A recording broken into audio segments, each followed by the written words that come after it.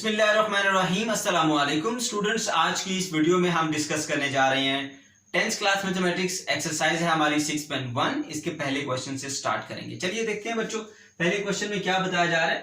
The following data shows the number of members in the various families, construct frequency distribution, also find cumulative frequency. बच्चों data में यहाँ पर दिया गया है कि मुख्तलिफ फैमिलीज में कितने कितने मेंबर हैं। किसी में 9 है, किसी में 11, किसी में 4, किसी में 5, किसी में 8। ओके, हमें दो काम करने, यहाँ पे कंस्ट्रक्ट करना है फ्रीक्वेंसी डिस्ट्रीब्यूशन, यानी इनको ग्रुप्स में डिवाइड करना है, क्योंकि हम जानते हैं कि फ्रीक्वेंसी डिस्ट्रीब्यूशन क्या होती है। Tabular arrangement for classifying the data into different groups.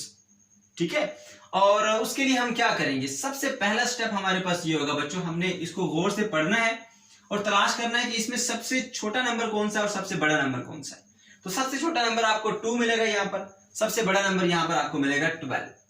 ठीक है, अब आपने क्या करना है, जो आपके पास नंबर ऑफ ऑब्जर्वेशन आई है, मतलब कितने कितने मेंबर्स हैं फैमिलीज के अंदर, वो सबको आपने यहाँ पर तरतीब से नोट कर लेना है। स्मॉलर से स्टार्ट करेंगे, 2 सबसे छोटे 2। अब क्या 3 मेंबर वाली फैमिलीज भी हैं, बिल्कुल मौजूद है, दिखा 3।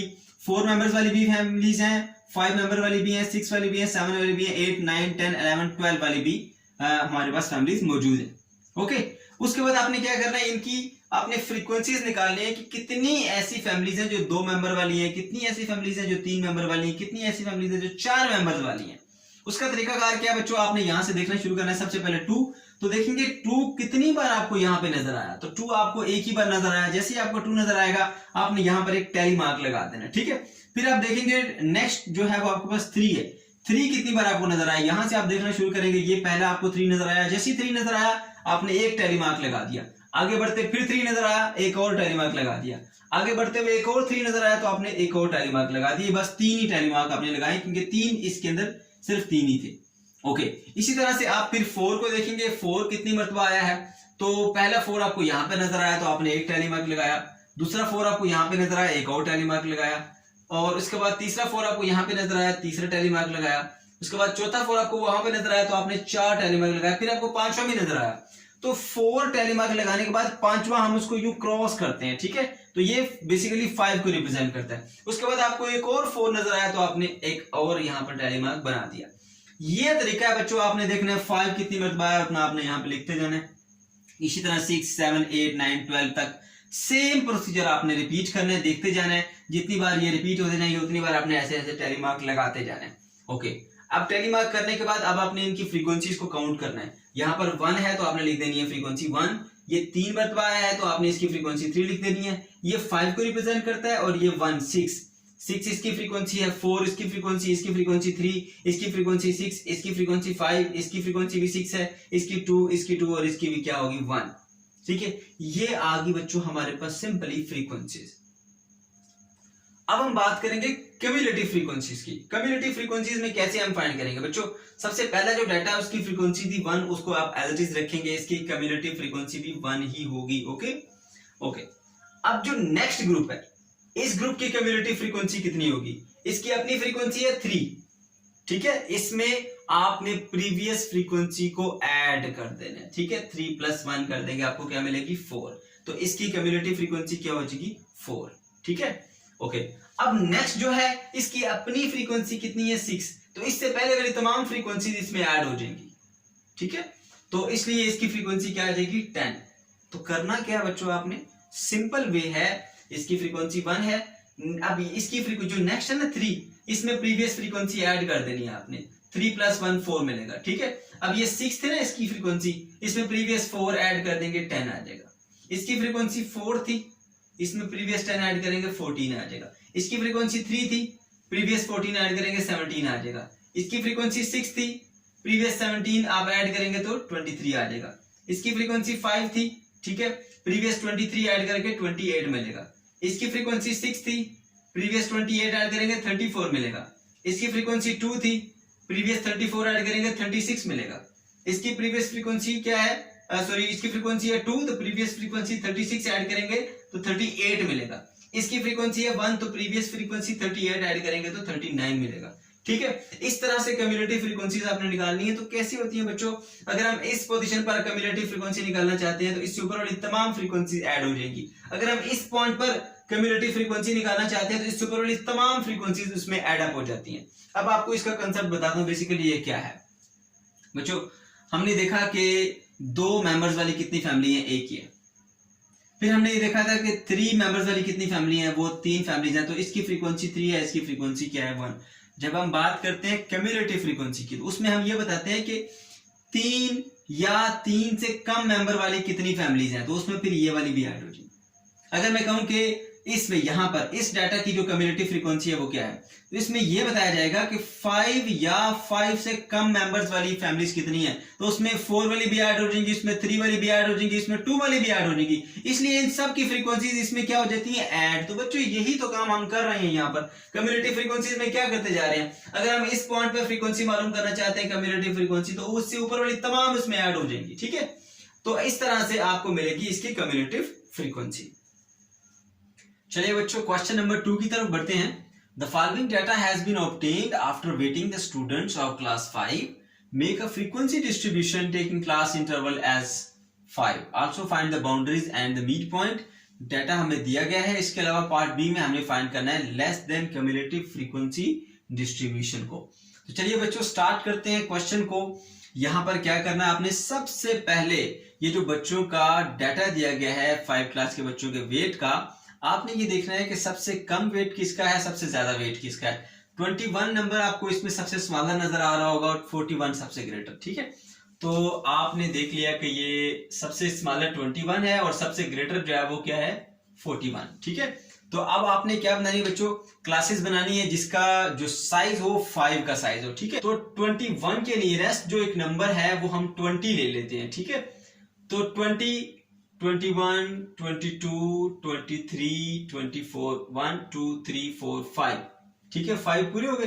तो 20 से लेकर 24 तक हम पहली क्लास बना लेते हैं। ठीक है, 20 से लेकर 24 तक। ओके, उसके बाद फिर हम नेक्स्ट क्लास 25 से 29 तक बना लेंगे। इसी तरह से 5 ऐड करते जाएंगे। सही है, 20 से 24 तक पहली क्लास बना ली और दूसरी क्लास हमने बना ली 25 से 29 तक, थर्ड 30 से 35 तक और इसी तरह 35 से 39 तक और फिर 40 से 44 तक। ठीक है, तो ये हमने बना ली बच्चों क्लासेस। इसका इंटरवल कितना है हमारे पास 5 का, आप देख सकते हैं 20 से 24 तक 5 बनते हैं, 25 से 29 तक भी 5 बनते हैं, 30 से 34 तक 5 बनते हैं, 35 से 39 तक भी 5 ही बनते हैं।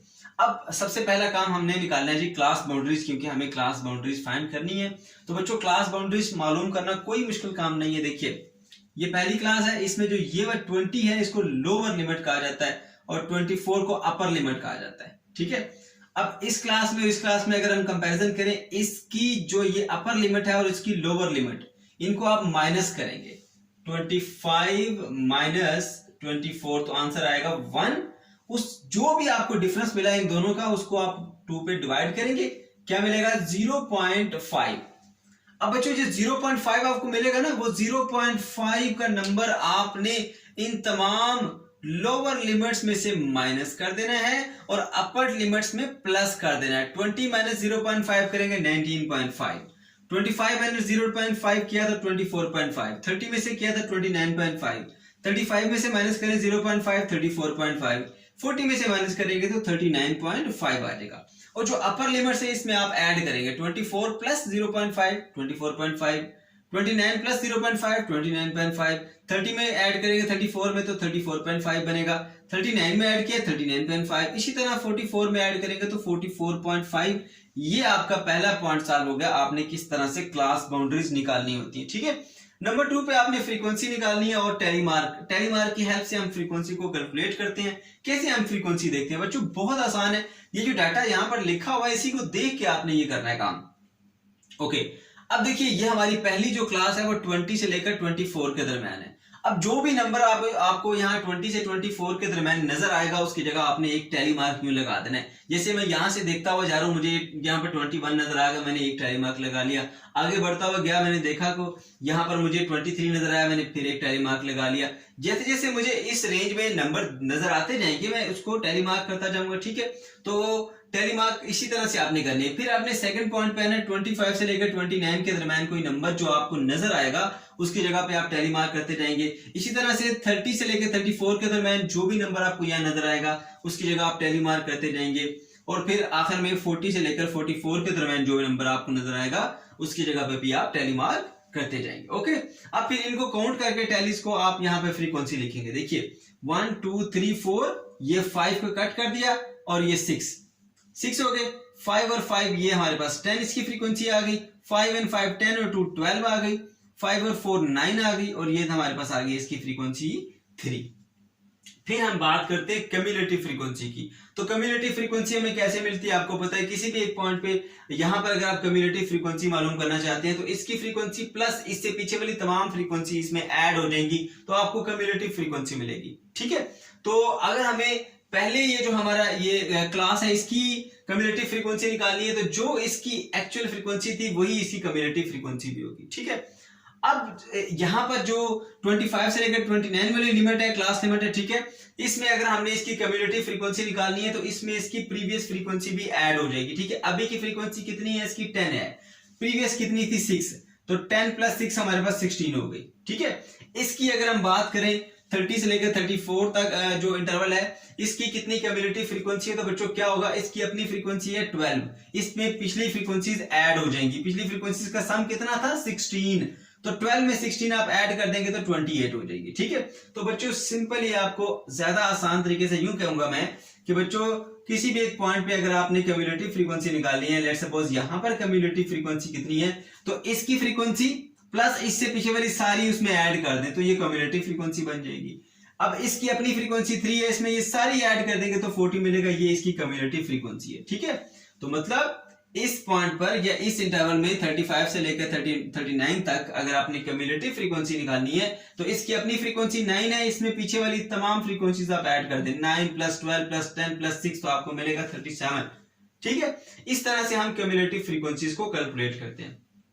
ओके, फिर बात आती है मिड पॉइंट की। तो मिड पॉइंट हम कैसे निकालते हैं बच्चों, देखिए ये जो आपकी ये लोअर लिमिट है और ये अपर लिमिट है, इन दोनों को प्लस करेंगे, lower limit plus upper limit क्या है हमारे पास 24 और डिवाइडेड बाय 2 कर देंगे। ठीक है, तो आपको आंसर मिल जाएगा। सही है, तो 20 + 24 कितना होता है 44। 44 को आप 2 से डिवाइड करेंगे तो क्या आंसर मिलेगा 22। तो 22 क्या है बच्चों इसका मिड पॉइंट है। ठीक है, इसी तरह से आपने यहां पर 25 को और 29 को प्लस करके 2 पे डिवाइड करेंगे तो आपको 27 मिलेगा। आप 30 + 34 को प्लस करके 2 पे डिवाइड करेंगे तो 32 मिलेगा आपको। इसी तरह से आपने यहां पर मिड पॉइंट्स इसके फाइंड कर लेने हैं। फिर हम बात करेंगे less than cumulative frequency distribution की बच्चों। तो बिल्कुल सेम टू सेम ये इसी तरह जो वैल्यूज है हमारे पास फ्रीक्वेंसी कम्युलेटिव फ्रीक्वेंसी के वही वैल्यू यहां पर लिखेंगे। जस्ट आपने यहाँ पे क्लास बाउंड्री मेंशन करनी है। कहां से क्लास बाउंड्री मेंशन करेंगे, देखिए यहां पर जो आपके पास ये अपर बाउंड्री है ना, ये लोअर बाउंड्री और ये अपर बाउंड्री, अपर बाउंड्री को आपने मेंशन करना है कि अपर बाउंड्री से लेस देन अपर बाउंड्री। देखिए इसकी अपर बाउंड्री कितनी है 24.5। आप बताएंगे कि लेस देन अपर बाउंड्री जो है 24.5 हमारे पास क्यूमुलेटिव फ्रीक्वेंसी है 6। ठीक है, यहां पर अपर बाउंड्री कितनी है 29.5, तो आप बताएंगे लेस देन 29.5 हमारे पास जो क्यूमुलेटिव फ्रीक्वेंसी है वो है 16। इसी तरह से यहां पर 34.5 अपर बाउंड्री, ठीक है, तो आप बताएंगे लेस देन 34.5 क्यूमुलेटिव फ्रीक्वेंसी कितनी है 28 है। ठीक है, ये तमाम वैल्यूज देखिए वही सेम टू सेम 6 and 6 और देखिए एंड में भी देखिए 40 से 40, ये तमाम की तमाम वही चीजें हैं। ठीक है, जस्ट आपने ये साथ मेंशन करनी है इसकी क्लास बाउंड्री को। सही है, लास्ट में आपने ये लिखना है, देखिए लास्ट की क्लास बाउंड्री क्या है 44.5, तो आप लिखेंगे लेस देन 44.5 आपके पास जो क्यूमुलेटिव फ्रीक्वेंसी है वो कितनी है बच्चों 40 है। तो बच्चों ये था हमारा आज का क्वेश्चन। अगर आपका कोई भी प्रॉब्लम है, कोई कंफ्यूजन है तो कमेंट सेक्शन के अंदर आप जरूर पूछ सकते हैं।